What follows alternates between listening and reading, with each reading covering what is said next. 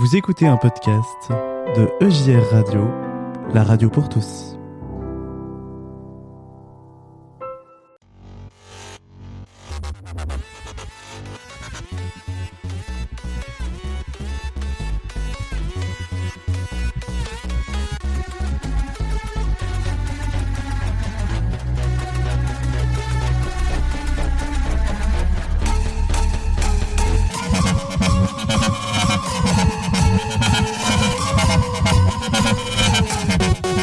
Nous accueillons Pascal, notre intervenant du soir. Tout à fait, donc nous accueillons frère Benoît de la communauté de Thésée.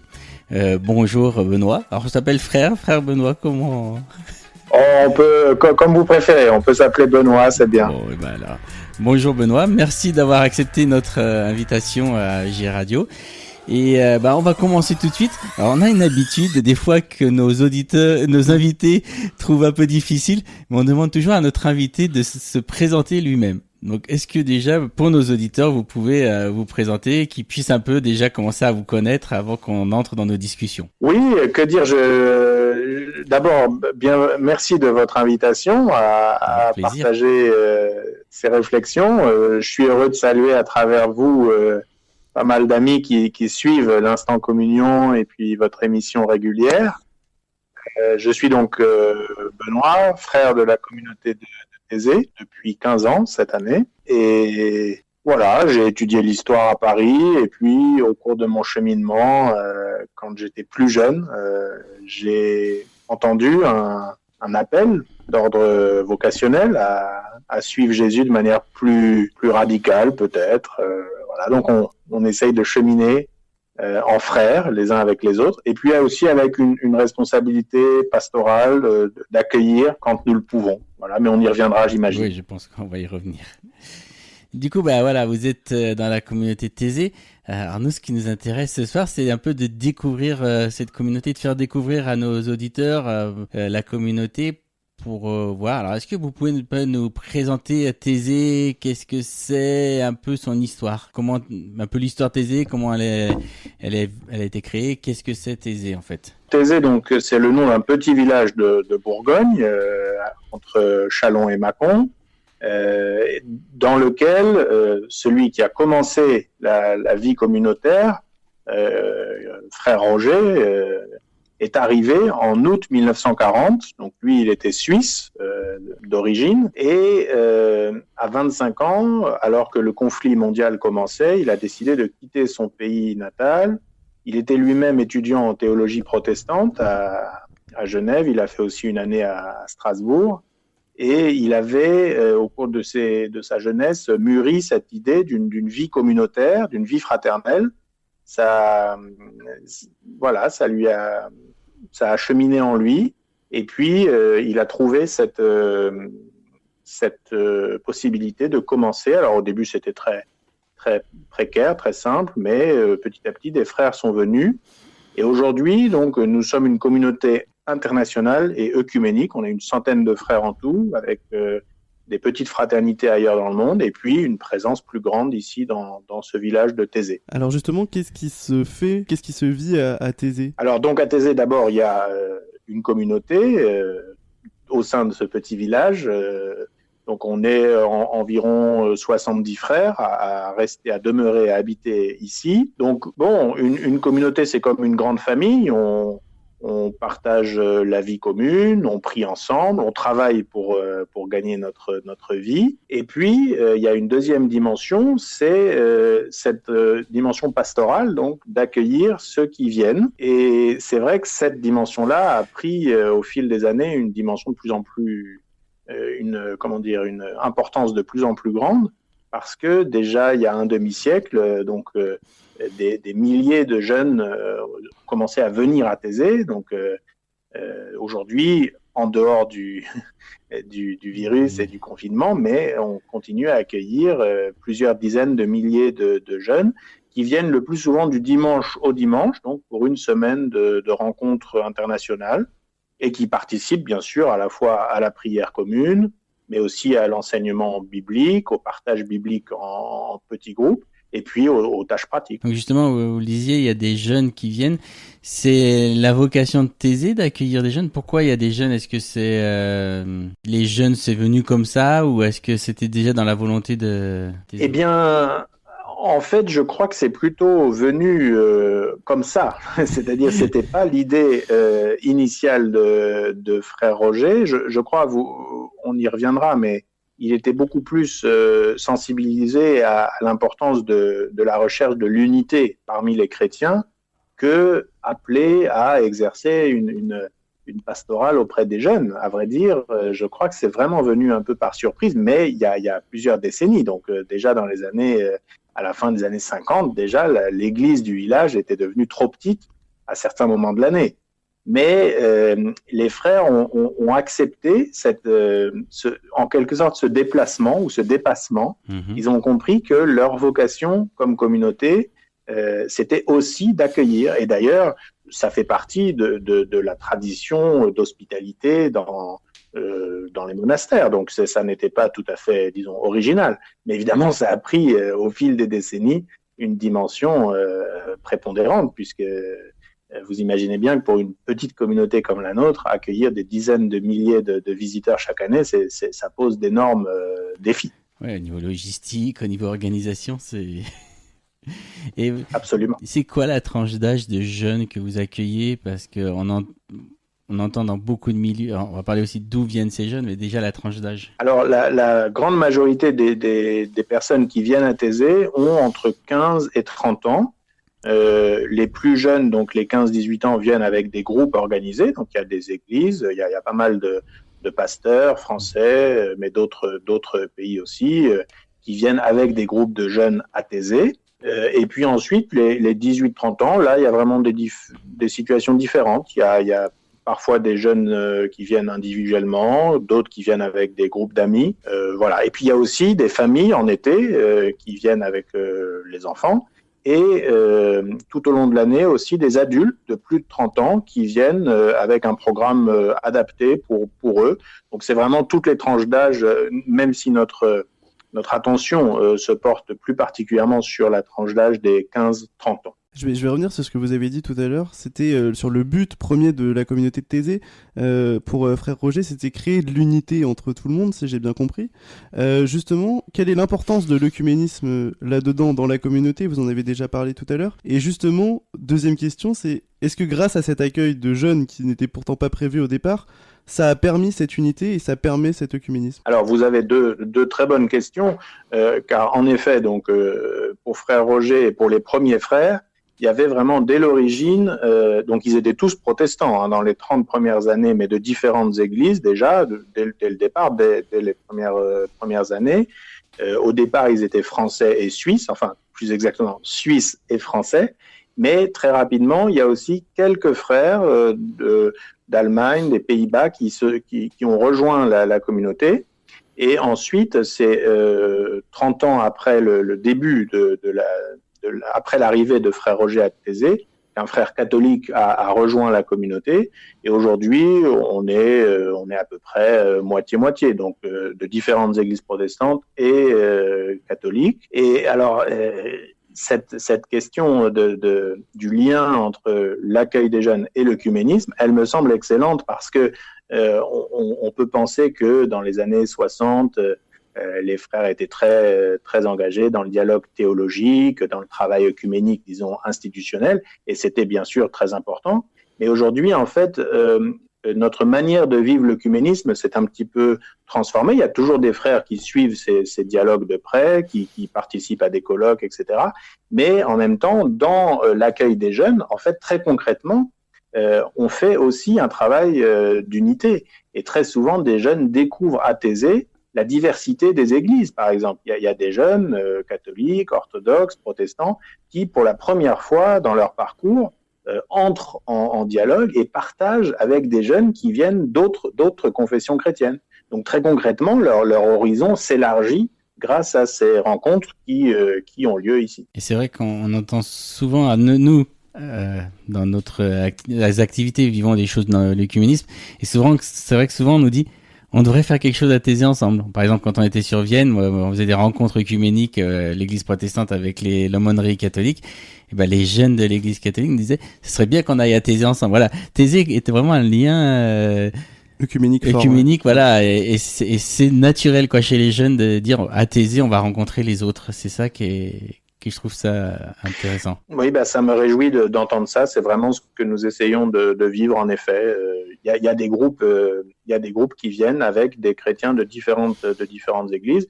C'est pas forcément la majorité des groupes. Il y a aussi des groupes qui viennent, disons, des groupes d'une église locale. Mais c'est quand même frappant que souvent, ça leur permet déjà de s'ouvrir, même en rencontrant simplement les jeunes des autres villes ou des autres pays qui sont là. Par exemple, quand il y a beaucoup de Suédois ou de Néerlandais ou d'Allemands, il est clair que pour des jeunes du Portugal ou de la Pologne, il y aura un aspect culturel et puis il y aura aussi une découverte de la diversité confessionnelle. Du coup, un autre sujet intéressant, quelle est la place de la prière dans la communauté? Tout à l'heure, vous en avez parlé, vous avez dit ils peuvent assister aux prières.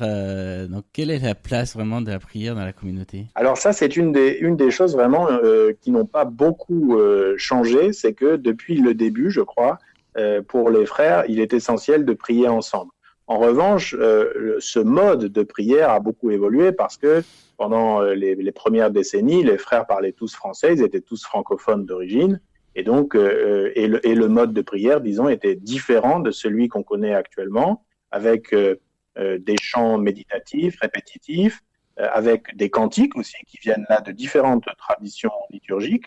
Les groupes protestants qui viennent en été s'en rendent pas forcément compte, mais on chante pas mal de cantiques, par exemple du Psautier de Genève en ce moment, au cours de la saison hivernale. C'est comme un peu un retour aux sources pour nous de pouvoir chanter ces cantiques en communauté, dans la prière commune. Et puis, bien sûr, une place importante à la parole de Dieu. Donc, il y a à chaque prière un extrait qui est lu et ceux qui sont là peuvent s'y référer dans le temps de silence qui suit pour laisser cette parole résonner en eux, pour y réfléchir, pour méditer à partir de cette parole. Voilà, donc c'est une place vraiment essentielle de la prière, en particulier de la prière communautaire, mais une prière communautaire qui est très, très élargie, disons, par la présence de tous ces visiteurs, quand, bien sûr, c'est possible de les accueillir. Et alors, on parle beaucoup de la communauté, on va finir un petit peu sur comment ça fonctionne.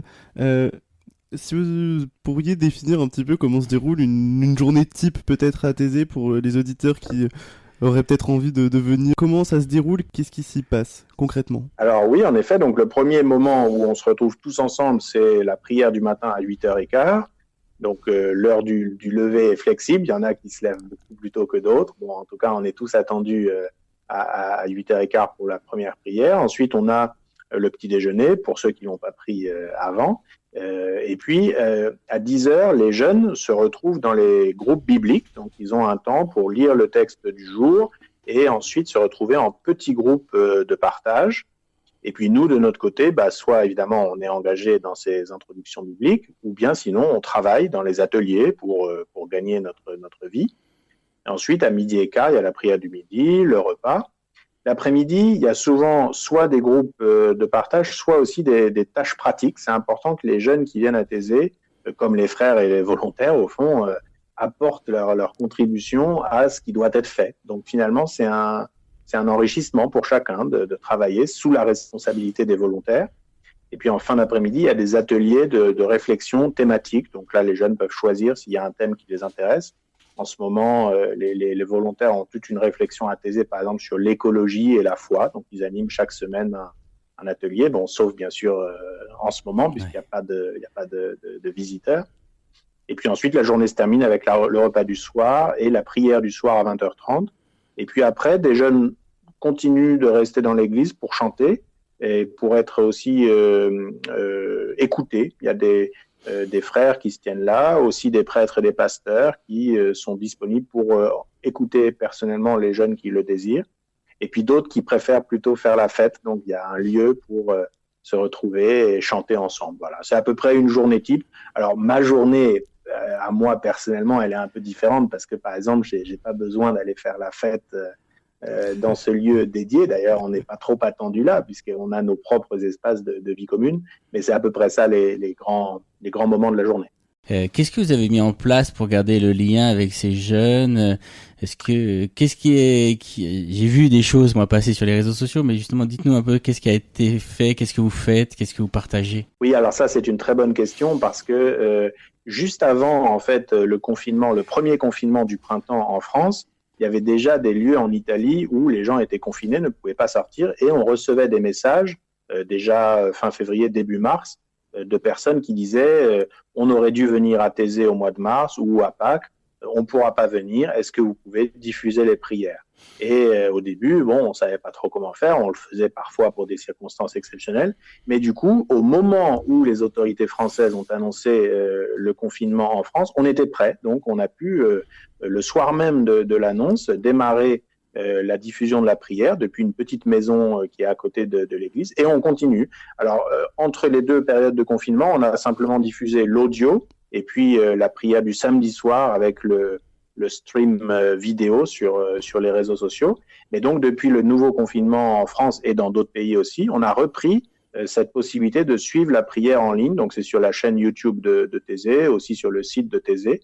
Et alors ça, c'était vraiment une très, très belle découverte. Le nombre de gens qui nous ont écrit, qui ont témoigné, qui commentent ces prières, qui confient des intentions et qui aussi nous remercient d'avoir été prêts à entendre cet appel du moment. Voilà. Donc finalement, un peu comme vous, on profite, on utilise ces réseaux sociaux pour porter une parole d'espérance. Et ça me semble vraiment une belle, belle priorité pour l'Église aujourd'hui.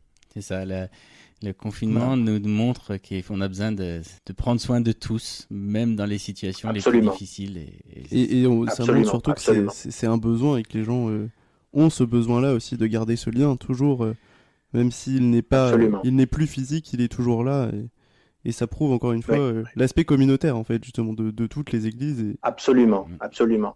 Et j'ajouterai encore un mot parce que cet été j'ai rencontré plusieurs pasteurs de France qui étaient venus soit individuellement avec leur famille, soit avec des petits groupes de jeunes.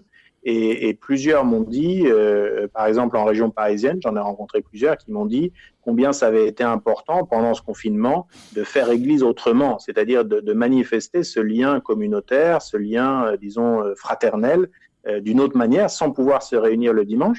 Mais finalement, c'est beaucoup plus fort de chercher des moyens de faire église ensemble plutôt que de simplement, disons, regretter ou de se plaindre au fond de ce qu'on ne peut pas vivre. Bah oui, d'accord, on ne peut pas le vivre par solidarité aussi avec tous ceux qui traversent un moment très difficile, mais ça ne nous empêche pas d'être créatifs. Et je trouve qu'il y a là un beau défi pour nos communautés aujourd'hui. Vous avez parlé au début de notre échange que pour vous ça avait été un appel de devenir frère. J'aimerais bien qu'on finisse un petit peu en parlant de vous entre guillemets pour cette fin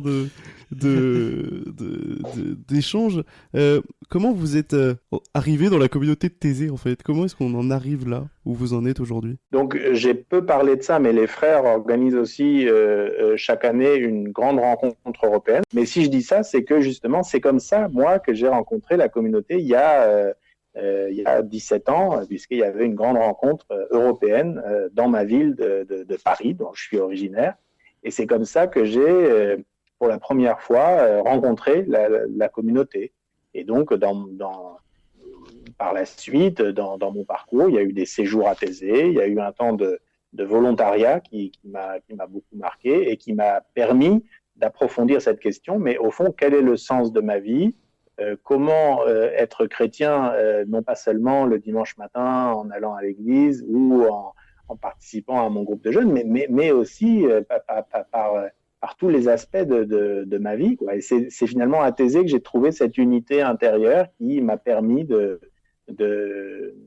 continuer mon cheminement. Donc je suis membre de la communauté depuis 15 ans et ça m'a permis aussi, pour ma foi personnelle, disons, de vivre un très, très grand élargissement parce que par la présence de mes frères, bien sûr, qui viennent. On a une petite coupure. Et tout à l'heure, je disais hors antenne que j'ai participé aux 2 grands kiffs de Grenoble et de Saint-Malo et j'en ai encore des souvenirs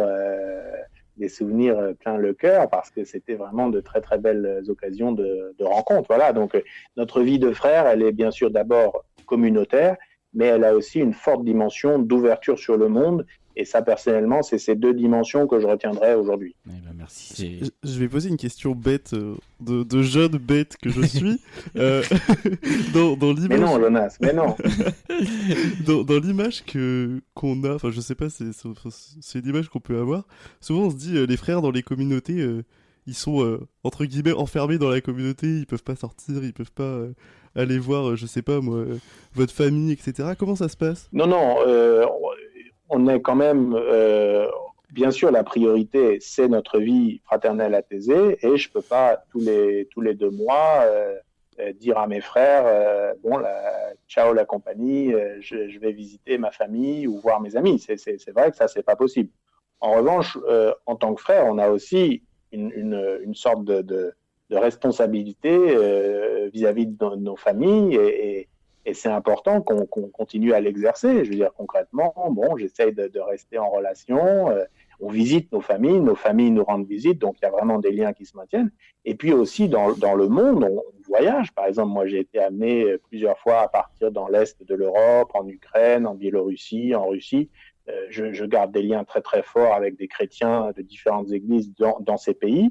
Et ça m'a été possible par mon choix de vivre à Thésée. Je ne sais pas si en dehors de ça, j'aurais eu l'occasion de visiter beaucoup la Biélorussie, par exemple. Et aujourd'hui, quand je reçois les nouvelles tous les jours de ce pays, il y a des visages, il y a des rencontres qui me sont présentes à l'esprit. Donc voilà, c'est vraiment une vie à la fois d'enracinement dans notre communauté, mais aussi par ce choix d'appartenir au Christ, une fraternité universelle qui nous est donnée de vivre. Alors, on a un petit message personnel. Marc Schaeffer qui nous dit nous aussi, on a de beaux souvenirs avec frère Benoît lors des différents grands kiffs. Merci à lui et à la communauté de l'avoir laissé venir vivre ces temps avec nous. Merci, cher Marc. Ça fait plaisir de voir que grâce à la radio JR, on est en communion ce soir. Mais c'est vrai que en attendant le prochain grand kiff. Voilà, mais c'est vrai que pour nous c'était aussi ça, c'est notre objectif dans la radio, c'est d'être en communion les uns avec les autres, et ça c'est beau quoi de voir. Ce soir, on soutient le grand kiff et aujourd'hui on vous accueille, on en apprend plus sur la communauté, et ça fait plaisir de voir ces liens en fait fraternels qui sont tissés sur la France, et c'est beau quoi. Absolument, ça me réjouit beaucoup d'avoir cette occasion de dire à nos amis communs que ce chemin se poursuit, et voilà, ça nous réjouit. Et en tout cas, on a été ravis de vous avoir avec nous. Si vous avez un dernier mot à dire à nos auditeurs, qu'est-ce que vous auriez envie de leur dire? L'antenne est libre, elle est à vous. J'aurais du mal là à donner un message, général pour finir. Ce qui me vient à l'esprit, c'est que dans cette période quand même très difficile, à la fois le contexte sanitaire, pour beaucoup de jeunes, les incertitudes devant l'avenir, on voit bien que vraiment l'horizon est parfois difficile à dégager. Peut-être qu'on a encore plus besoin les uns des autres. Et cette fraternité dont on parlait tout à l'heure, je crois vraiment qu'il y a là un appel pour les chrétiens, et bien plus largement pour nous tous, d'essayer de faire le pas, d'aller vers les autres, de faire peut-être un signe d'amitié à une personne de notre entourage qui est un peu seule. Et puis aussi, pour nous personnellement, à réfléchir à la source de notre espérance. Voilà, dans les difficultés du moment, qu'est-ce qui me permet de garder confiance et de garder une espérance à travers, par exemple, des gestes de solidarité dont on peut avoir connaissance. Moi, personnellement, ça m'aide beaucoup dans ma vie personnelle d'être rendu plus conscient de ces magnifiques actes de générosité et de solidarité qui existent aujourd'hui dans notre monde qui souffre tant. Merci beaucoup. Merci pour ces Merci à vous paroles, et bonne suite de travail. C'est magnifique le travail que vous faites. Là. Je vais vous suivre plus régulièrement après cette invitation. Merci.